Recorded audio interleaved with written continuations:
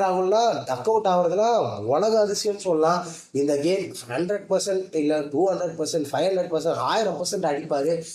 அக்சர் பட்டேல் கண்டிப்பாக வருவார்னு நினைக்கிறேன். பிகாஸ் பவர் பிளேல ரோஹித் சர்மா பேட்டிங் ஆடுறதுனால கண்டிப்பாக அக்சர் பட்டேல் ஒரு ஓவர் கூட வந்து போகிறதுக்கு வாய்ப்புகள் இருக்குது.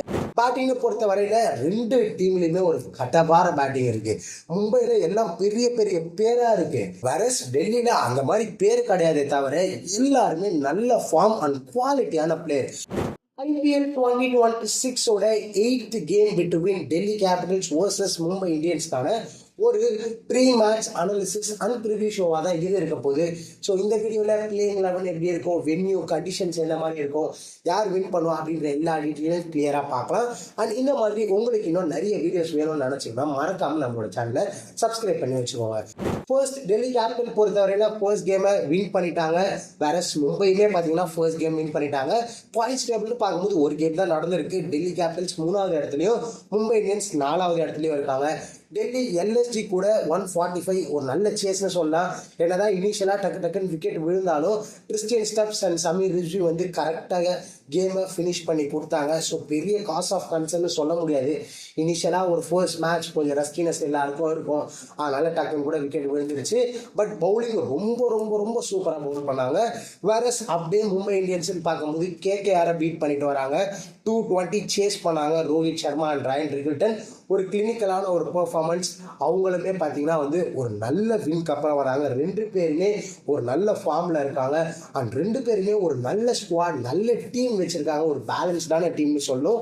ஹெட் டு ஹெட்னு பார்க்கும்போது கடைசி 10 கேமில் டெல்லி கேபிட்டல் 4 வாட்டியும் மும்பை இந்தியன்ஸ் 6 வாட்டி வின் பண்ணியிருக்காங்க.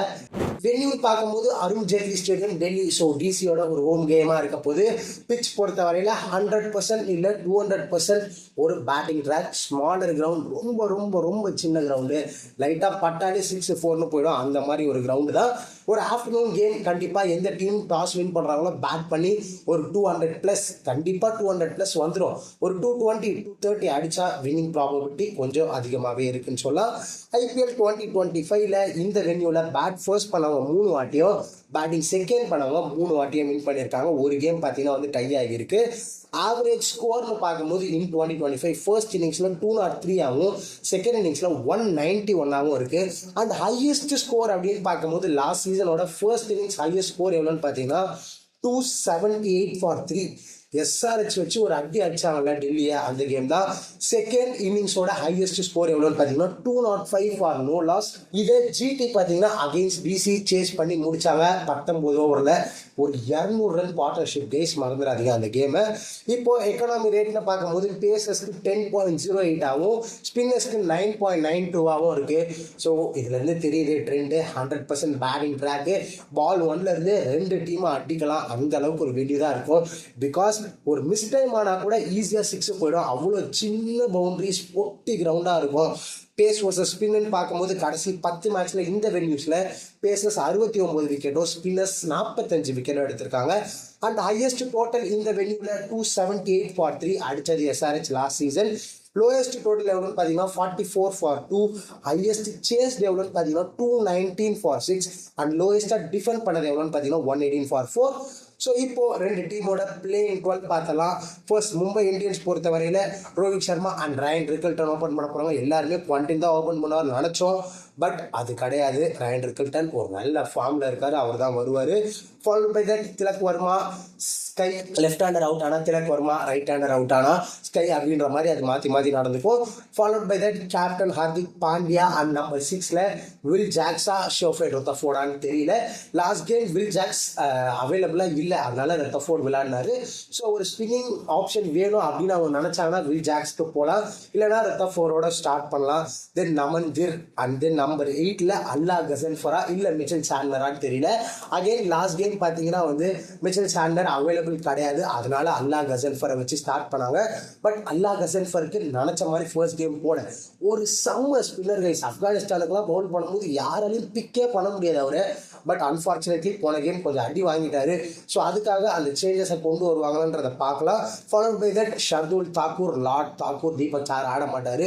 போன கேம் ஒரு பிரேக் அவுட் கேமாக இருந்தது for Shardul Thakur. Then Trent Boult, Bumrah, number 12ல் மயங்க் மார்க்கண்டே. இதுதான் இவங்களோட ஒரு பிளேயிங் 12ஆக இருக்கும். அப்படியே டெல்லி கேபிட்டல்ஸ் அப்படின்னு வந்தோம்னா அவங்களோட பிளேயிங் 12 பொறுத்தவரையில ஓப்பனிங் KL ராகுல் அலாங் வித் தட் பத்தும் நிஷன்கா ரெண்டு பேருக்குமே போன கேம் படல. அதுவும் KL ராகுல்னா டக் அவுட் ஆகுறதுலாம் உலக அதிசயம்னு சொல்லலாம். இந்த கேம் 100% இல்லை 200%, 500%, 1000% அடிப்பாரு. ஸோ கண்டிப்பாக அவர் ஒரு நல்ல பிளேயராக இருப்பார். அதுவும் அகேன்ஸ்ட் மும்பை அப்படின்னு சொன்னால் இன்னும் நல்ல ஒரு ரெக்கார்டு வச்சிருக்காரு கைஸ்.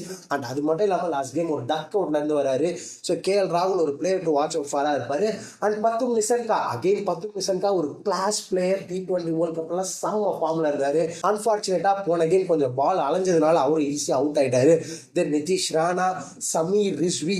நான் என்ன நினச்சேன்னா அசுதோஷ் சர்மாவை தான் இறக்குவாங்கன்னு பார்த்தேன். பட் நம்பர் 4ல் சமீர் ரிஸ்வி இவங்க இறக்குறாங்க. நல்ல ஃபார்ம்லயும் இருக்காரு. போன கேம் சிங்கிள் ஹேண்டா ஜெயிச்சும் கொடுத்துறாருன்றதுனால அசுதோஷ் சர்மா வருவாரான்னு தெரியல. Sameer Rizvi followed by that Christian Stubbs, David Miller, Axar Patel, Vipraj Nigam, Kuldeep Yadav, Natarajan, Lungi Ngidi and Mukesh Kumar. இதுதான் இவங்களோட ஒரு பிளேயிங் 12 இருக்க போது.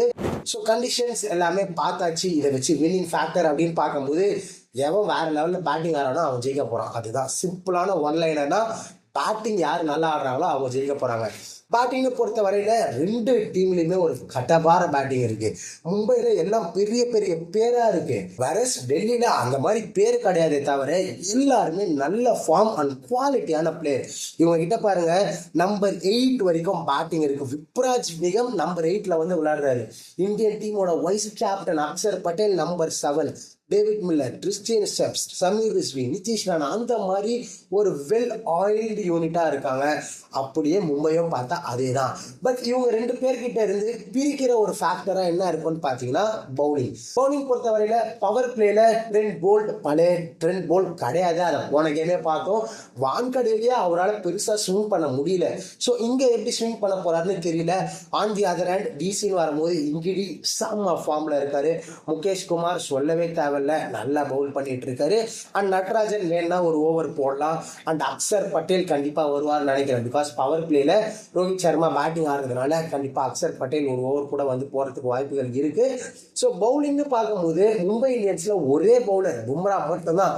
மற்றவங்க எல்லாருமே பெரிய பெரிய பிளேயர். பட் கண்டிப்பாக அவங்க மேட்ச் ஜெயிச்சு கொடுக்க முடியுமா அப்படின்னு கேட்டால் எனக்கு தெரியல. அப்படியே நீங்கள் டெல்லி சைடு வந்தீங்கன்னா கொஞ்சம் பாருங்கள், ஒரு குல்தீப் இருக்காரு, அக்சர் பட்டேல் இருக்காரு, Lungi Ngidi, Natarajan, Vipraj Nigam, Mukesh Kumar. So இந்த ஒரு பவுலிங் அட்டாக் பார்க்கும்போது compared to MI bowling attack ஒரு வெல் ஆயில் யூனிட்டாக இருக்குது.